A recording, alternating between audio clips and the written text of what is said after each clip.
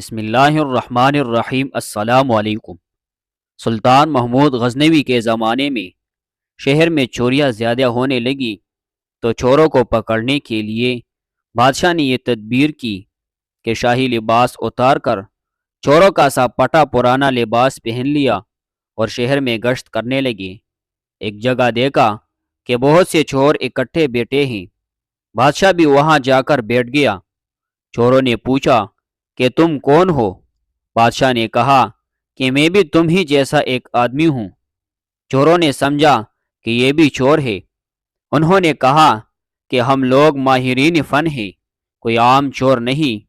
تم اپنا کوئی ہنر بتاؤ، اگر تمہارے اندر کوئی ہنر ہوگا تو تمہیں شریک کریں گے، ورنہ نہیں۔ بادشاہ نے کہا آپ لوگ کیوں گھبراتے ہیں؟ آپ لوگوں میں چوری کی جو صفت ہنر اور فن ہے، میرا ہنر اگر اس سے زیادہ پانا تو مجھے شریک کرنا، ورنہ بگا دینا۔ چوروں نے کہا کہ اچھا اپنا ہنر بتاؤ۔ بادشاہ نے کہا کہ میں بعد میں بتاؤں گا، پہلے تم لوگ اپنا ہنر بیان کرو۔ ایک چور نے کہا کہ میرے اندر یہ فن ہے کہ میں اونچی سے اونچی دیوار باندھ کر مکان میں داخل ہو جاتا ہوں، چاہے بادشاہ کا قلعہ ہی کیوں نہ ہو۔ دوسرے نے کہا کہ میری ناک میں یہ خاصیت ہے کہ جہاں خزانہ مدفون ہوتا ہے میں مٹی سونگھ کر خزانہ بتا دیتا ہوں کہ یہاں خزانہ ہے۔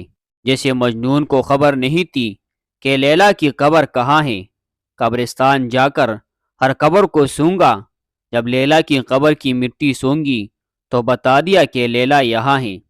مولانا فرماتے ہیں کہ جو مولا کے عاشق ہے وہ بھی مثل مجنون کے ہر مٹی کو سونگتے ہیں، اور جس خاک میں مولا ہوتا ہے تو وہ سونگ کر بتا دیتے ہیں کہ اس کے قلب میں مولا ہے۔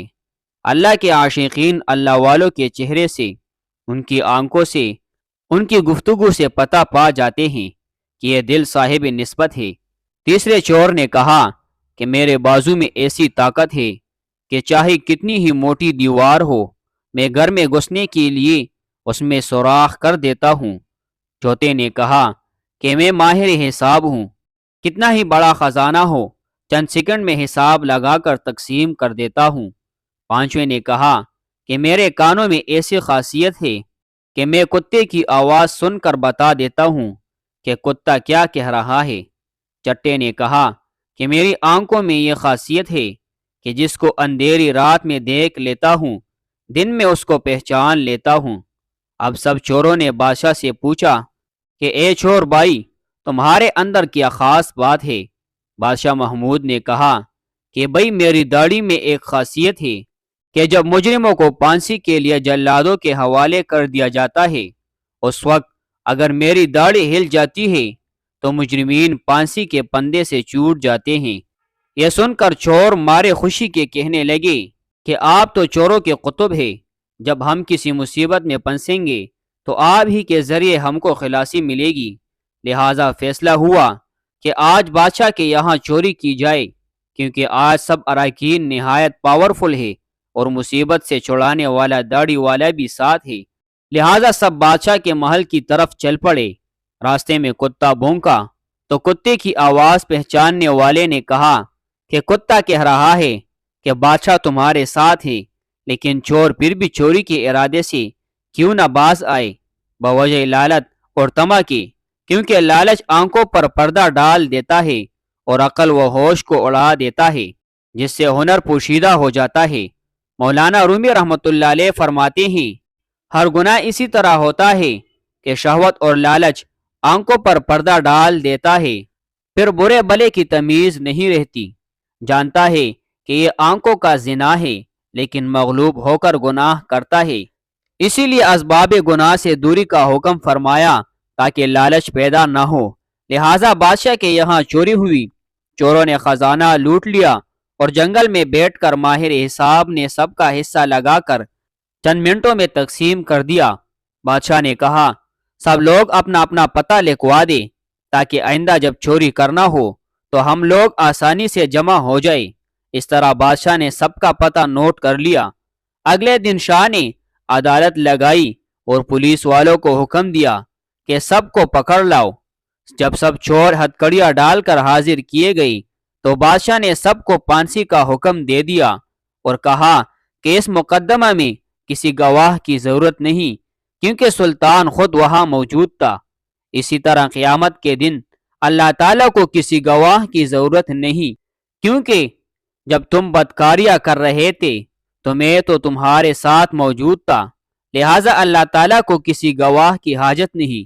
پھر قیامت کے دن جو اعضاء کی گواہی، زمین کی گواہی، فرشتوں کی گواہی اور صحیفہ اعمال کی جو گواہی پیش کی جائے گی، وہ بندوں پر حجت تام کرنے کے لیے ہوگی۔ جب 6 کے 6 چور پھانسی کے تختے پر کھڑے ہو گئے تو وہ چور جس نے بادشاہ کو دیکھا تھا اس نے پہچان لیا، یہ وہی بادشاہ ہے جو رات کو ہمارے ساتھ تھا۔ وہ تختہ دار سے چلایا کہ حضور کچھ دیر کو ہماری جانوں کو امان دی جائے، میں آپ سے تنہائی میں کچھ بات کرنا چاہتا ہوں۔ بادشاہ نے کہا ٹھیک ہے، تھوڑی دیر کے لیے پھانسی کو موقوف کر دو اور اس کو میرے پاس بھیج دو۔ چور نے حاضر ہو کر عرض کیا، اے بادشاہ، ہم میں سے ہر ایک نے اپنا اپنا ہنر دکھا دیا، لیکن ہمارے سب کے سب ہنر جن پر ہم کو ناز تھا انہوں نے ہماری بدبختی کو اور بڑھا دیا کہ آج ہم تختہ دار پر ہیں۔ اے بادشاہ، میں نے آپ کو پہچان لیا ہے۔ آپ نے وعدہ فرمایا تھا کہ جب مجرموں کو تختہ دار پر چڑھایا جاتا ہے اس وقت غایت کرم سے اگر میری داڑھی ہل جاتی ہے تو مجرمین کو پھانسی سے نجات پا جاتے ہیں، لہٰذا اپنے ہنر کا ظہور فرمائیے تاکہ ہماری جان خلاصی پا جائے۔ مولانا رومی رحمۃ اللہ علیہ فرماتے ہیں کہ سلطان محمود نے کہا، تمہارے کمالات ہنر نے تو تمہاری گردنوں کو مبتلا قہر کر دیا تھا، لیکن یہ شخص جو سلطان کا عارف تھا، اس کی چشم سلطان نشاز کے صدقے میں تم سب کو رہا کرتا ہوں۔ اس قصے کو بیان فرما کر مولانا رومی رحمۃ اللہ علیہ فرماتے ہیں کہ دنیا میں ہر شخص اپنے ہنر پر ناز کر رہا ہے۔ بڑے بڑے اہل ہنر اپنی بدمستیوں میں مست اور خدا سے غافل ہے، لیکن قیامت کے دن ان کے یہ ہنر کچھ کام نہ آئیں گے اور ان کو مبتلا قہر و عذاب کر دیں گے۔ لیکن جن لوگوں نے اس دنیا کے اندھیرے میں اللہ کو پہچان لیا، نگاہ معرفت پیدا کر لی، قیامت کے دن یہ خود بھی نجات پائیں گے اور ان کی سفارش گناہگاروں کے حق میں قبول کی جائے گی۔